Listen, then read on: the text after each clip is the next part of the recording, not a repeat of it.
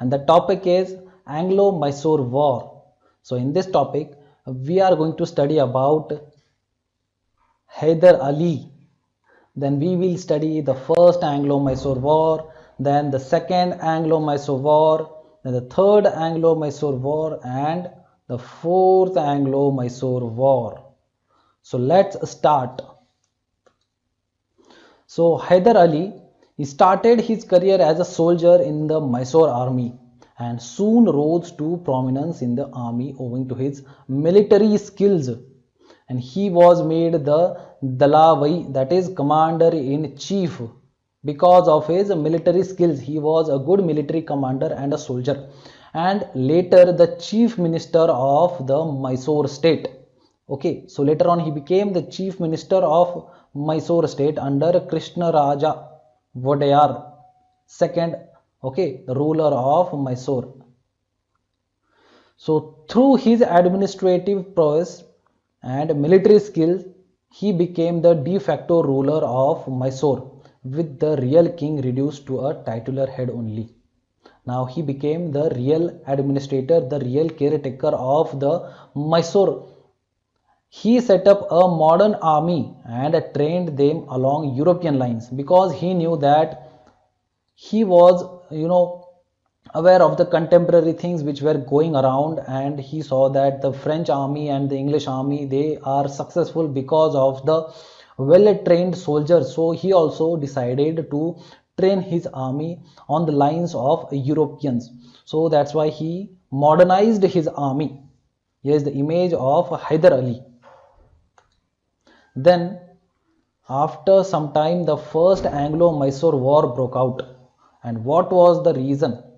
So Hyder Ali built a strong army and annexed many regions in south, including Bintnur, Kannara, Sera, Malabar and Sunda. And he also took French support in training his army. And this alarmed the British, because we know that there was a rivalry between the British and French in India. And because Hyder Ali, he took help from the French to modernize his army, the British got agitated, and this was the reason for the first Anglo-Mysore War. So the British, along with the Marathas and the Nizam of Hyderabad, declared war on Mysore. Okay, the Marathas and the Nizam of Hyderabad also helped British in the first war of Mysore. So Hyder Ali was able to bring the Marathas and the Nizam to his side with skillful diplomacy. So Marathas and Nizam, they turned the side and they took the side of Hyder Ali because of his skillful diplomacy. So but the British under General Smith defeated Hyder Ali in 1767 in the first Anglo-Mysore War, and his son Tipu Sultan advanced towards Madras against the English. So here's the first Anglo-Mysore War, the image of first Anglo-Mysore War when the siege was there. The result of first Anglo-Mysore War was in 1769 the Treaty of Madras was signed, which brought an end to the war, and the conquered territories were restored to each other, and it was also agreed upon that they would help each other in case of a foreign attack. So the first Anglo-Mysore War did not give anything important to either sides. So this remained inconclusive.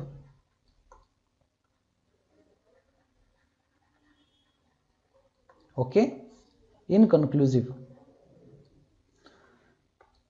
Then again, second Anglo-Mysore War was fought.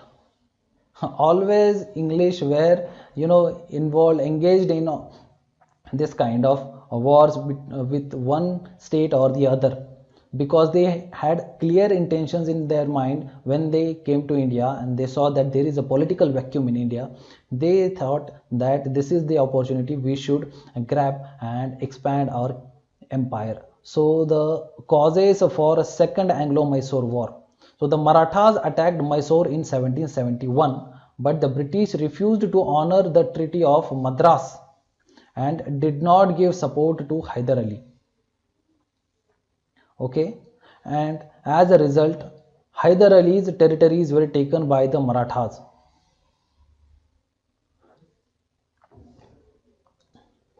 So we have seen earlier, after the end of the first Anglo-Mysore war, there was a Treaty of Madras. So according to this Treaty of Madras, it was decided that each party should help each other when there is attack on their kingdom. So when Marathas attacked Mysore in 1771, Britishers did not help Hyder Ali. So the Hyder Ali was defeated in this war. So as a result, Hyder Ali's territories were taken by Marathas, and he had to buy peace with the Marathas for a sum of rupees 36 lakh and another annual tribute, which was paid by Hyder Ali to the Marathas. Now, because Britishers had promised Hyder Ali to help during the time of war whenever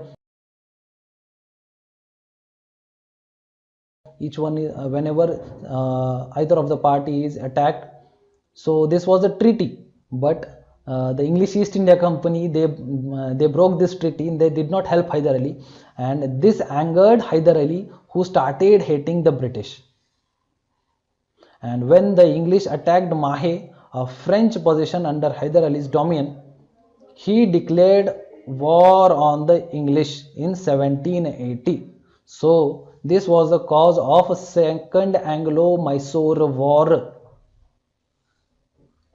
Okay. So Hyder Ali forged an alliance with the Nizam and the Marathas and defeated the British forces in Arcot.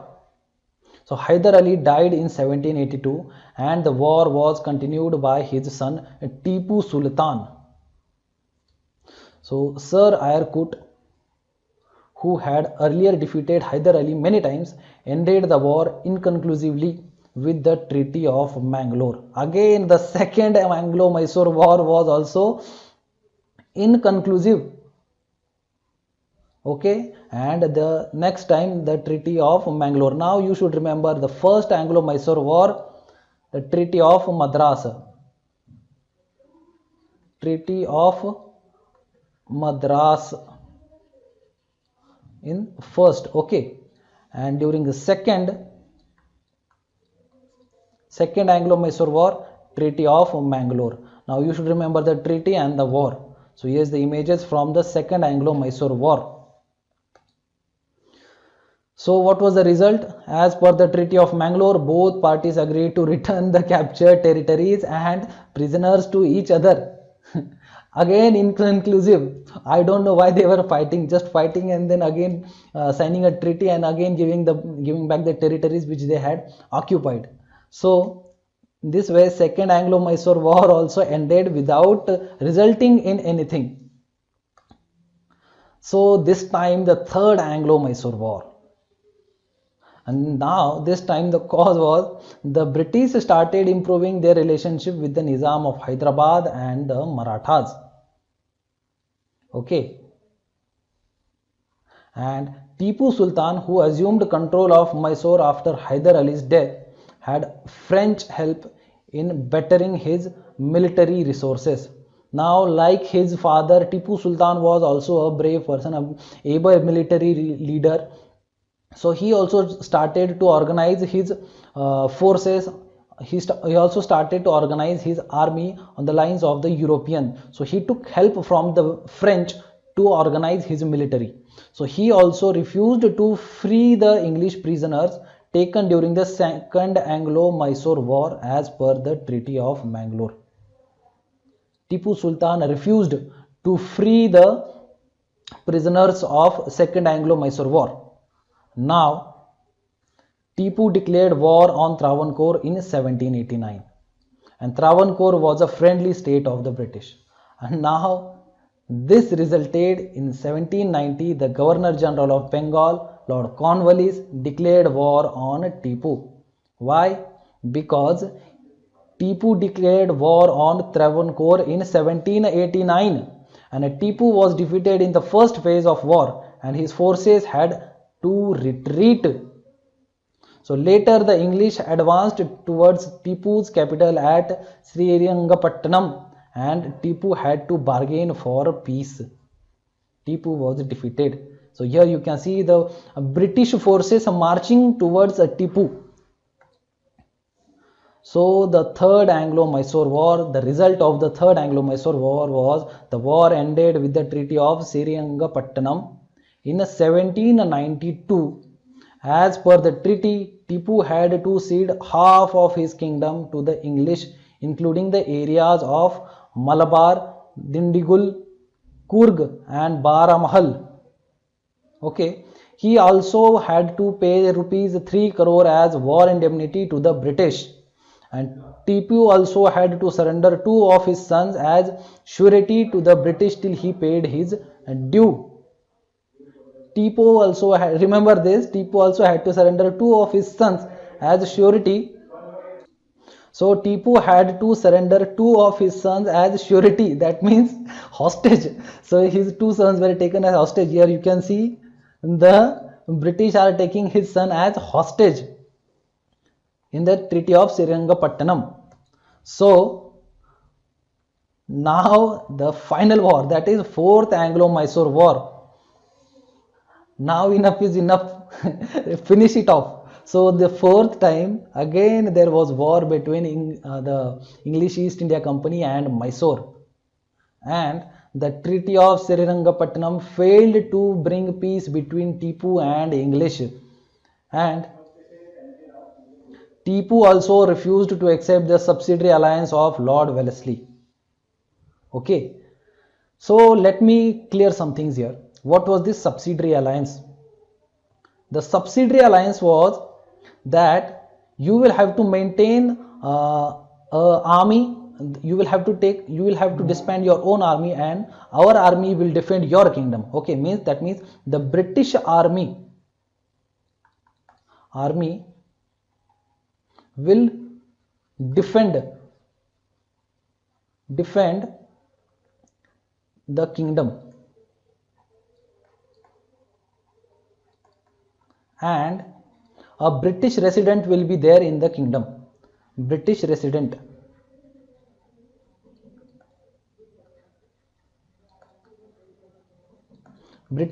will be there in the kingdom, and Tipu Sultan refused this subsidiary alliance of Lord Wellesley.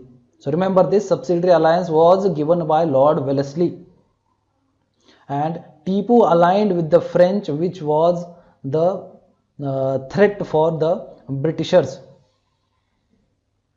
Okay, so this was the causes of Fourth Anglo-Mysore War.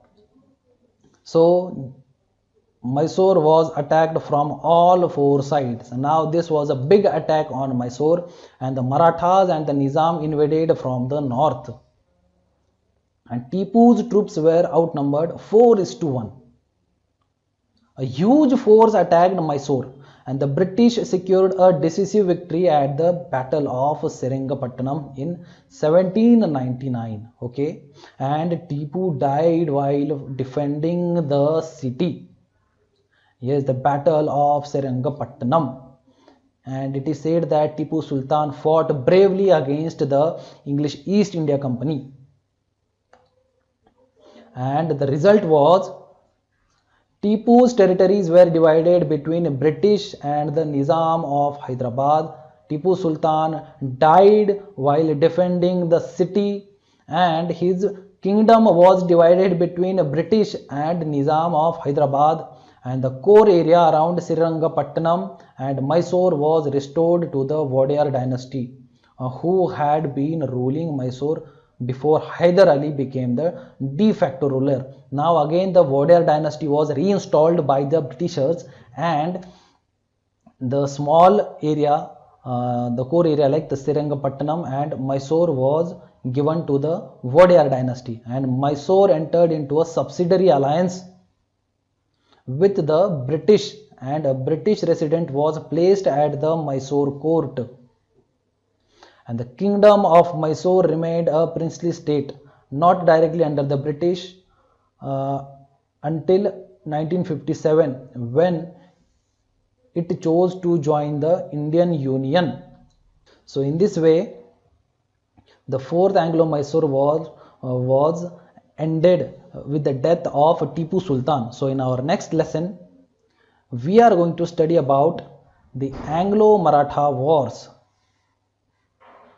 So that's all about the Anglo-Mysore Wars. In our next lesson, we will study about Anglo-Maratha Wars.